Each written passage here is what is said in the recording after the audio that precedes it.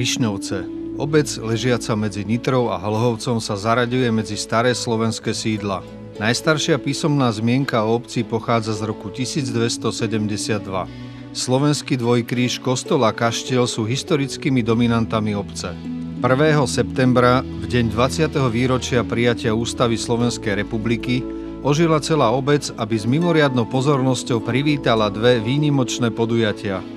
V rekonštruovanom kaštieli otvorili Múzeum maršala Kutuzova a Múzeum histórie obce. Druhým podujatím, ktoré sa takisto zapíše do zaujímavej histórie Rišňoviec, bolo slávnostné odhalenie sochy Dobrého anjela. Po bitke pri Slávkovej 2. decembra 1805 rakúsky císar František uzavrel prímerie s Napoleónom a jedna z podmienok tohto prímeria bola, že ruské vojsko musí do 1 mesiaca opustiť územie monarchie. Takže boli rozvrhnuté pochodové trasy toho vojska, vzhľadom k tomu, že ho bolo treba zásobovať, sústrediť, presúvať a tak ďalej, čo bola mimoriadne náročná práca. No a pri príprave toho rýchleho presunu boli Rišňavce vybrané ako jedno z dôležitých stredísk, kde sa vojaci mali ubytovať a odpočívať tu jeden deň. Takže tie kolóny, ktoré prechádzali v tých decembrových dňoch cez Rišňovce, vlastne tu ostávali 2 dni. Medzi nimi aj generál Kutuzov v tej dobe so svojím štábom. Celodňová slávnosť Rišňovčanov bola bohatá. Začala sa ekumenickou bohoslužbou v rímsko-katolíckom kostole, ktorú celebroval monsignor Marián Feduš.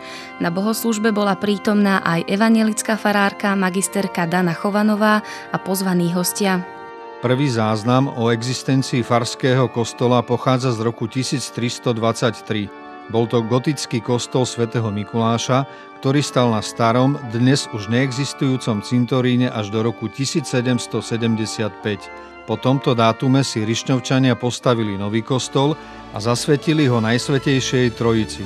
Pred slávnostne vynoveným obecným úradom privítal starosta obce vzácnych hostí, predsedu Nitrianskeho samosprávneho kraja Milana Belicu, zástupcov diplomatických misií akreditovaných v Bratislave, veľvyslanca Ruskej federácie na Slovensku Pavla Kuznecova a početných hostí z Ruska. Pozvaní boli aj zástupcovia družobnej obce z Moravských Křenovíc na čele so starostom Jaromírom Konečným. Nechýbali ani tvorcovia sochy Dobrého anjela a samozrejme aj doboví vojaci 3 cisárskych armád z bitky pri Slavkove, ktorí sa predviedli v plnej zbroji. Od 1. septembra sa v strede parku vyníma impozantné umelecké dielo Dobrý anjel sveta, obranca mieru.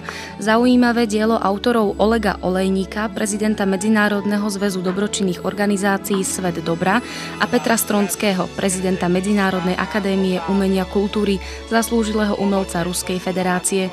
Ich anjel je unikátnym symbolom zjednotenia ľudí rôznych národností a z rôznych štátov. O Dobrom anjelovi zložili ruskí autori aj pieseň, ktorú Rišňovčanom s veľkým citom zaspievala Ksenia Voloviková. Это гимн Доброго ангела. Pieseň je hymna špeciálne napísaná pre Dobrého anjela, ktorú som s veľkou radosťou zaspievala na vašej slovenskej zemi. Je to hymna dobra, mieru, šťastia, lásky a už aj preto želám všetkým Slovákom veľa šťastia, pokoja, spoločnej lásky a priateľstva, čo je v dnešnej dobe najdôležitejšie. I družby, самое главное. То есть в свое время возникла некая инициатива. V istom čase vznikla v Rusku iniciatíva a myšlienka venovať slovenskému národu sochu Dobrého anjela. Sme šťastní, že sa tento projekt podaril a Dobrý anjel bude odnes chrániť Rišňovce a celé Slovensko. Veríme v ideu, ktorou socha odteraz prinesie celému Slovensku a do každého domu šťastie a dobro. Dnešný dáždik som nazval nie dažďom, ale slzami radosti. to plakala príroda a od šťastia, že tieto dve podujatia, odhalenie sochy a otvorenie múzea, priniesli pre obec čosi výnimočné a úžasné. Sme šťastní a ďakujeme všetkým, ktorí pomáhali pri našom projekte. Ďakujeme našim bratom, sestrám, otcom, mamám a najmä deťom, ktoré vyrastú a budú sa dlhé roky tešiť zo svojej histórie. Ďakujeme pekne. Veríme v to, že dobrý anjel už pracuje a začína приnášať mier a доброту. В этом музее. Мы верим, что этот ангел уже работает и приносит мир и добро. Táto unikátna socha, keď to zoberieme z toho takého globálnejšieho hľadiska, je v každom štáte len jedna, takže zrejme už viac ich nebude na Slovensku a už to je veľká podsta aj pre náš kraj, aj pre samotnú obec, tak sa veľmi teším. Na slávnostné odhalenie sochy Dobrého anjela prišiel aj profesor Moskovskej štátnej univerzity Nikolaj Drozdov, ktorý je v Rusku obľúbeným moderátorom environmentálnej relácie vysielanej v centrálnej televízii už od roku 1968. Profesor Drozdov je aj akýmsi maskotom i morálnou autoritou celého projektu. Doteraz umiestnili takmer 30 sôch anjela v Rusku a v ďalších štátoch sveta.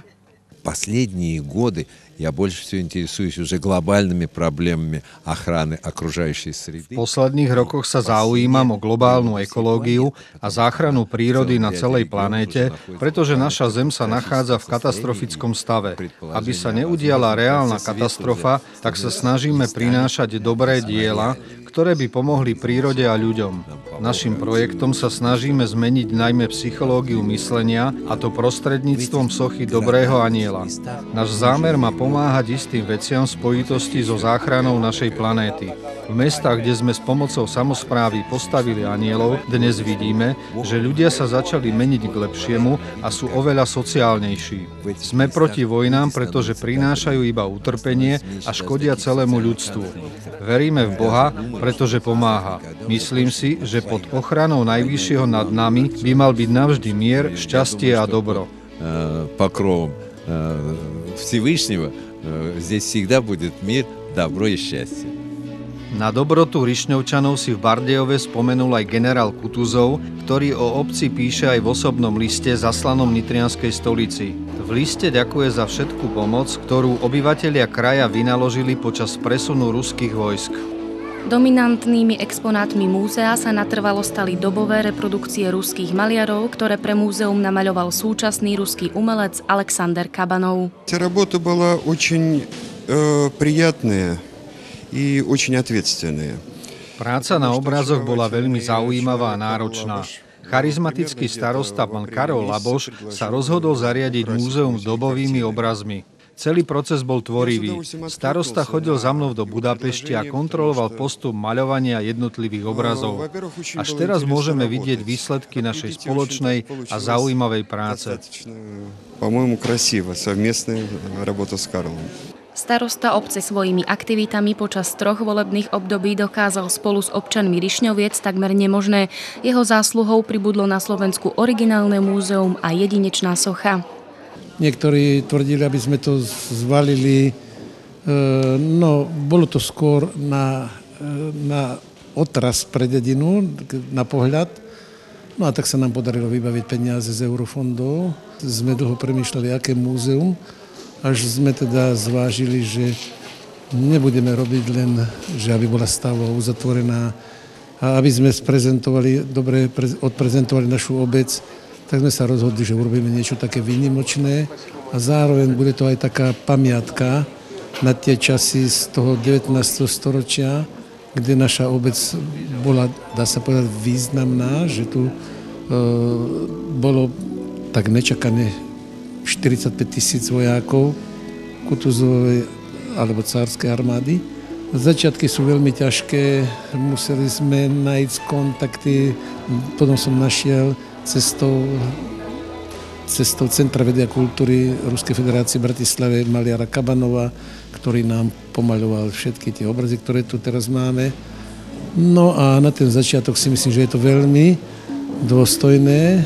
Skrátka, stalo sa to už teraz takou dominantou obce a ja som sám на to hrdý, že sa nám to takto podarilo. Мне было очень приятно посетить сегодняшнее мероприятие, открытие музея великому русскому полководцу. Bolo mi veľmi príjemné navštíviť dnešné otvorenie múzea veľkému vojvodcovi Michailovi Ilarionovičovi Kutuzovovi. Vzdávam hold múdrosti a taktike vedeniu bojov proti napoleonským vojskám.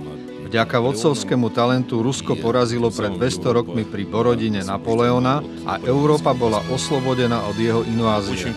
Som rád, že Slováci si pripomínajú aj tento kus histórie a veľkého ruského maršála, ktorý práve tu v Rišňovciach prežil svoje 2 dni vojenského života. V tejto súvislosti si veľmi cením prácu starostu obce pána Karola Laboša, jeho veľký entuziazmus pri realizácii tohto projektu. Verím, že sa nové múzeum stane vyhľadávaným turistickým miestom aj pre školskú mládež, ktorá tak dostala možnosť zoznámenia sa so zaujímavými udalosťami nielen ruskej histórie, ale aj tej spoločnej rusko-slovenskej. S интересными страницами и российской истории, и нашей совместной российско-словацкой истории. Veľvyslanec Kuznecov ubezpečil obyvateľov Rišňoviec a ich starostu, že ruské veľvyslanectvo, ako aj Ruské centrum vedy a kultúry v Bratislave budú aj naďalej nápomocní pri rozširovaní a zabezpečovaní ďalších výstavných exponátov pre múzeum, ktorého mimoriadne nadchlo. Jeho slová potvrdzuje aj vlastnoručný zápis do pamätnej knihy Nového múzea. Bohatý kultúrny program rámcoval záver slávnostného dňa. Folklórne umenie spoza rieky Moravy priniesol detský folklórny súbor Kšenovaček.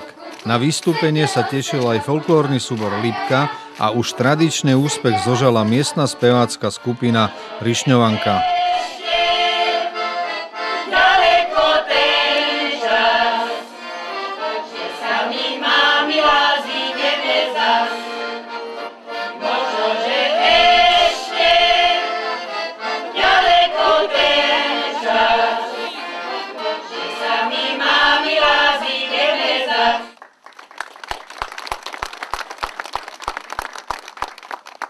Nuž a k takejto významnej slávnosti patrí oceňovanie tých, ktorí pozdvihli význam obce. Ako prvý bol ocenený starosta obce Rišňovce od autorov sochy Dobrého aniela. Čestné občianstvo obce odovzdal starosta Karol Laboš osobnostiam, ktorí si ho podľa Rišňovčanov mimoriadne zaslúžili. Novými čestnými občanmi sú od 1. septembra 2012 Oleg Volovik, Oleg Olejník a Peter Stromský. Starosta obce odovzdal aj ďalšie 3 ceny. Cenu obce dostali Asia Filipovna Wexler, Ksenia Volovík a Anatolij Korobejníkov. Cenu starostu obce si prevzal moskovský profesor Nikolaj Drozdov. Medzi ocenenými nechýbali ani predstavitelia Ruského centra vedy a kultúry v Bratislave, ktorým starosta obce odovzdal pamätnú medailu Rišňoviec a múzea Kutuzova za pomoc, ktorú centrum poskytlo počas prípravy otvorenia múzea a jeho expozície. Stačí už iba dúfať, že všetci ocenení ešte viac zviditeľnia Rišňovce nielen doma, ale aj vo svete. С неба свет прольется благодатный луч, как восходит солнце из-за серых туч, и в сердцах зажжется новая звезда, светлый ангел мира и добра. Мир добрее станет в ожидании чудес, даже ангелы спускаются с небес. Мир добрее станет, верить хочется Вещу.